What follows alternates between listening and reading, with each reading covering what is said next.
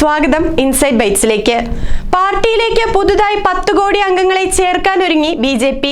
അംഗത്വകാലത്തിന്റെ ഭാഗമായാണ് തീരുമാനം. സെപ്റ്റംബർ 1 ആരംഭിക്കുന്ന അംഗത്വകാലത്തിൽ രാജ്യത്തെ എല്ലാ സംസ്ഥാനങ്ങളിൽ നിന്നും പുതിയ അംഗങ്ങളെ പാർട്ടിയിലേക്ക് ചേർക്കാനാണ് ബി.ജെ.പി. ഒരുങ്ങുന്നത്.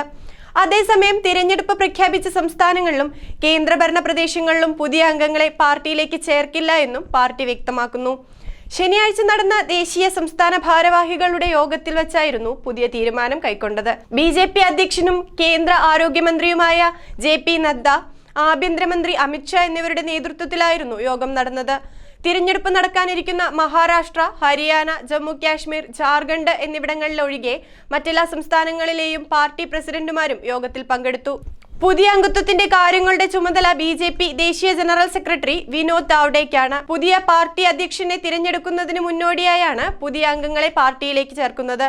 നദ്ദയുടെ കാലാവധി നേരത്തെ അവസാനിച്ചിരുന്നെങ്കിലും ലോക്സഭാ തിരഞ്ഞെടുപ്പ് മുൻനിർത്തി അദ്ദേഹത്തോട് തുടരാൻ നിർദ്ദേശിക്കുകയായിരുന്നു പാർട്ടി. ആദ്യഘട്ടത്തിൽ സെപ്റ്റംബർ 1 മുതൽ നവംബർ 10 വരെയായിരിക്കും അംഗത്വകാലം. മിസ്ഡ് കോൾ, പാർട്ടി വെബ്സൈറ്റ്, മറ്റ് ഡിജിറ്റൽ പ്ലാറ്റ്ഫോമുകൾ വഴി പാർട്ടിയിൽ അംഗത്വം എടുക്കാൻ സാധിക്കുമെന്ന് പാർട്ടി വക്താവ് സംബിത് പാത്ര വ്യക്തമാക്കിയിട്ടുണ്ട്.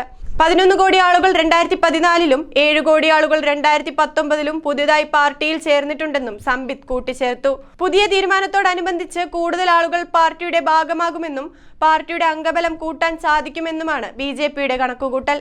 കൂടുതൽ വീഡിയോകൾക്കായി ഇൻസൈഡ് ബൈറ്റ് സബ്സ്ക്രൈബ് ചെയ്യുക.